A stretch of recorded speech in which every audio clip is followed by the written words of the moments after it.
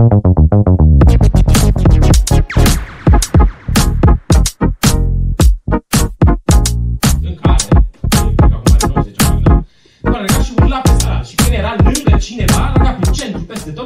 așa.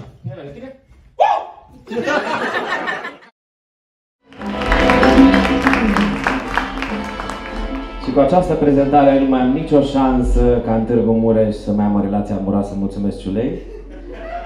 Mă rog, și așa tot orașul e aici deja, că na, Târgu Mureș. În fine. Noi cumva, mă gândeam zilele astea, noi cumva suntem cumulul experiențelor noastre. Oamenii pe care îi întâlnim, e amuzant. Oamenii pe care îi întâlnim ne formează cumva. Și cu această ocazie o salut și eu pe fosta mea profesoară de istoria teatrului, mulțumesc. Oamenii ne formează cumva. Și am avut tot felul de experiențe dubioase cu persoane. De exemplu, știți, ce mai mult influențează ăia, știți, negativiștii ăia, băi, la care le pute tot. Orice le zice, băi, le pute tot. Tot e o problemă. Ce? N-ai unde să ieși în Târgu Mureș sâmbătă, dacă nu e? Unde mai și să mai ieși mâine? Ce? Și Clujul s-a stricat, dă-o încolo de treabă, nu mai e ce să faci, nu mai e ce să faci. Așa un prieten de-al meu, Raul, și zic, bă, uite, Raul, am luat un casting într-un film. Ce, mă, ai luat un casting într-un film, nu se uită nimeni și tot singur rămâi. Hai, mă, Raul, că nu e chiar așa, adică se uită oameni. Cine, mă, cine se uită? De exemplu, oamenii din România, că e un film românesc. Lasă-mă cu filmul românesc. Lasă-mă cu filmul românesc, că nu e chiar așa. Bine, mă, dar poți să se uite câțiva prieteni. Ce, mă, tu ai prieteni? Așa este, n-am. N-ai. Tocmai ți-am dat dreptate și m-ai contrazis? Ce cu tine? Așa că eu am inventat o metodă cum să vorbești cu acești oameni la care le pute tot. Se numește inducția convingerii pe invers. Da? Adică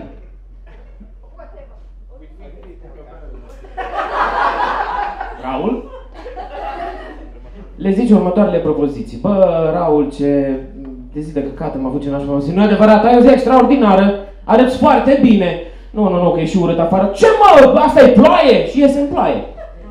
Bă, nu e chiar ploaie, nu ești prost, pas prost. Sunt foarte prost.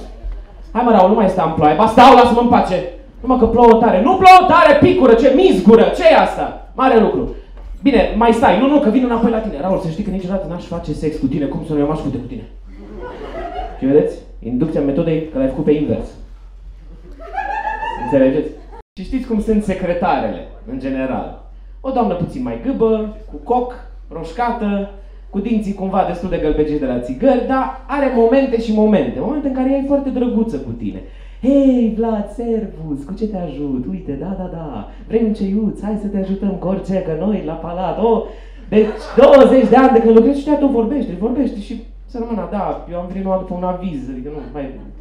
Dar are zile în care este ceva oribil. Să rămână, nu mă lua cu să rămână! De 20 de ani lucrez în instituția asta și o mai mare jenă n-am pățit. Vin ziua de vineri, în sfânta zi de vineri să-mi cer așa ceva. Tu și toți colegii tăi din palatul ăsta, pe lângă că au dat afară pe cealaltă secretară care a fost angajată ca să mă dea pe mine afară și eu tot am rămas. Și nu mai ai ce să-i zici. Tanti Luci, nici o Tanti Luci! Mă cheamă Luciana, nesimțitule! Și ieși. Vine următoarea zi, drăguță din nou, servus, Vlad, am fost în vacanță. Am fost la Agigea, a fost frumos, la Megidia, peste tot.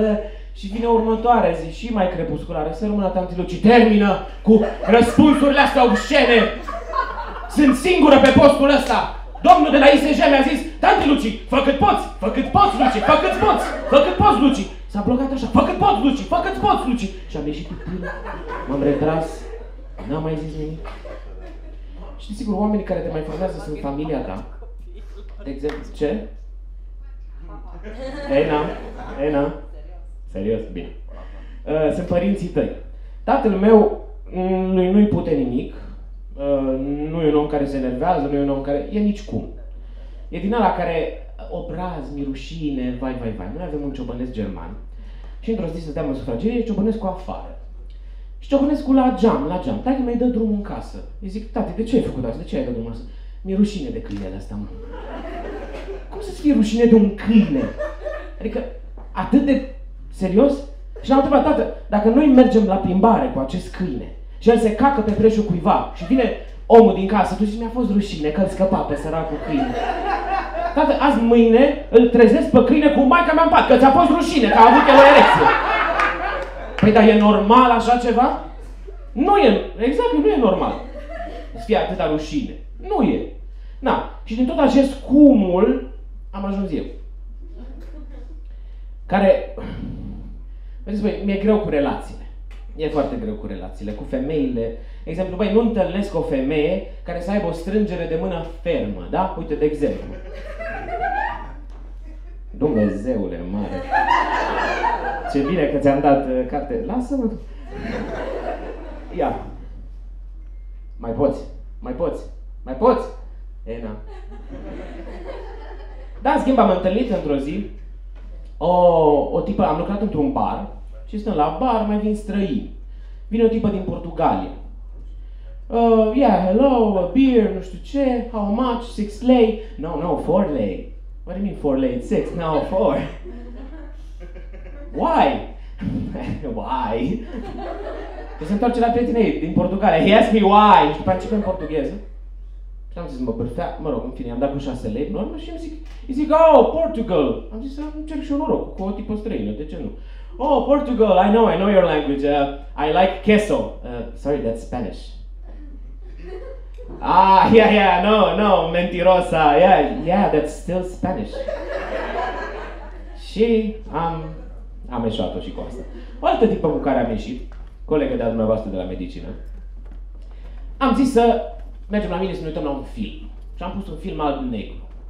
Și zice, mamă, ce faine sunt filmele astea surdo-mute.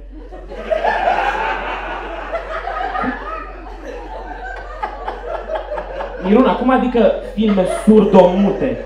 Băi, nici nu se aud, nici nu vorbesc, nu se înțeleg între ei. Normal că sunt filme surdo-mute, cu Mark Chaplin. Și Charlie Zuckerberg, nu? Da, exact! N-am mai sunat-o. Dar după aia, fratele meu stă în Timișoara și el e medic. Am mers la fratele meu în Timișoara și am pățit cea mai ciudată experiență amoroasă din viața mea. Am ieșit cu colegii lui medici, unde a apărut o doamnă, aparent mai în vârstă, dar cu tenul foarte întins, foarte tinerică, în fine. Ne băgăm în seamă, vorbim, ha. Bună, salut, eu sunt Simona. Așa vorbea, avea o voce mai dângă și așa zice, bună, sunt Simona. Bine, povestim, trec câteva ore și am zis, scuze, cum te cheamă? Nesimțitule, nu mai știi cum mă cheamă. Am să am eu de hack. Cum adică am eu de hack? Nu știi vorbe cunoscute? Am să am eu de cojocul tău. Eu nu pot cojoc, nesimțitule. Asta e o vestă. Ok. S-a mai consumat, tot îmi bea din bere. De ce îmi bei din bere? Că mi-e poftă. Ai o problemă cu asta? Nu am nicio problemă cu asta. Tu te bați joc de mine? Pentru că am un deficit verbal? Nu, stai liniștită. În fine, mai amintit cum o cheamă. Hai că-ți cumpăr eu o altă bere. Merge să-mi iau o bere și dintr-o dată mă sărută pasional. Eu am rămas prost. Dar după aia mi-am dat seama, bă, stai, trebuie să mă simt bine. O tipă de 40 de ani care arată așa, să mă sărute pasional de față cu toți prietenii lui fratele meu, cu tot barul ăla, m-am simțit super sultan.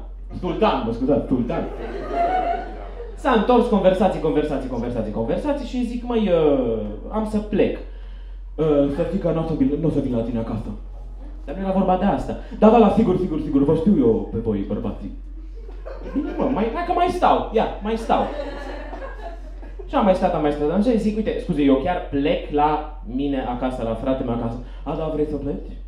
Da, bine, hai. Și m-a luat de mână, m-a tras într-un taxi, am ajuns la ea acasă, ne-am dezbrăcat acolo pe covor, am deschis o sticlă de vin, am rupt dopul în 3, vai și amar, m-am făcut de rușine, ne punem un pahar de vin, eu pun paharul de vin pe masă, ea și-l pune pe jos, o trag pe pat, se sparge paharul de vin, sânge de pe mâna ei, zboară pe pereți sângele zboară, m-am tăiat, da, bă, ce să fac? Eu mă duc la duș. Ce faci la duș? Să mă spăl! Și eram cu dușul pe ea, așa, cu sângele, nu sună la salvare, că am mai fost beată la salvare, nu sună la salvare, nu o să sună la salvare, ok, sună la ceva, sună, plasturii, unde-s plasturii? Sub televizor, m-am dus pe televizor, Am golit tot de acolo, am luat plasturi de aia în X, în T, în Y, în Q, de toate am bandajat acolo și pe aia am făcut sex.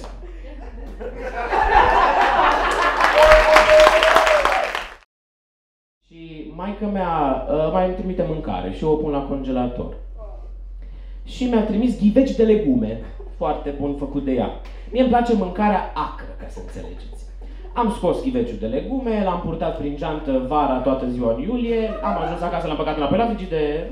Următoarea zi l-am scos, mi-am pus spanac proaspăt la gătit peste, usturoi și mi-am pus oțet de vișine, că mie îmi place mâncarea acră. Ok, am ajuns la repetiții, s-au consumat repetițiile. Măi, Adina, hai și noi să nu știu ce, dar ce mănânci acolo? Doamne, ce miroase așa? E mâncare de la mine, nu vrei, nu, miroase cam ciudat, nu mai bine, nu, bine, oricum mănânc eu. Și am zis, nu pot să ies cu tine la bere, că am puțină treabă. Am zis, bine, eu mă duc. Vară, cald, Târgu Mureș, betonul colcăie, singur pe stradă, a început să mă sucească burtica. Ok, e doar o flatulație, s-a mai întâmplat. O dau, era așa.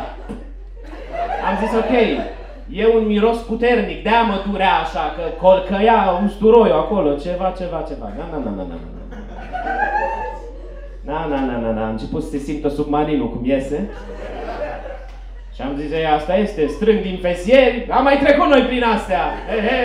Strâng din fesieri, îmi trece, pe dracu, că nu a trecut.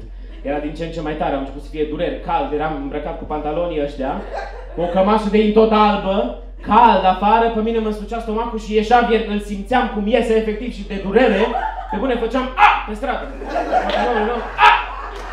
Bine că nu era nimeni. Și unde să mă duc? La teatru? Nu, că mă fac de căcat acolo, mă duc de acolo, mă cac.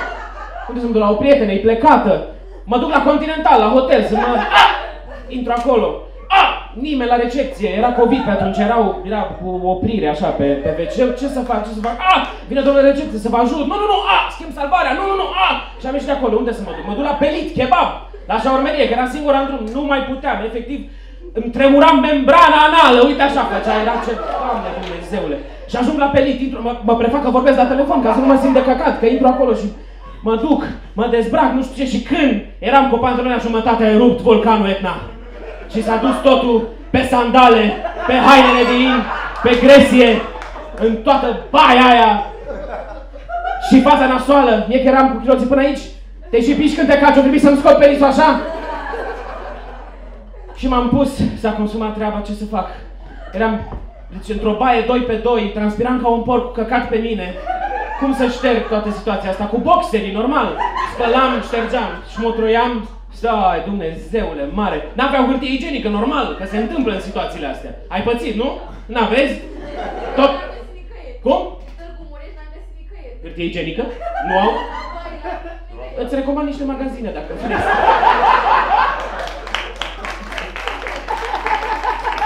Da.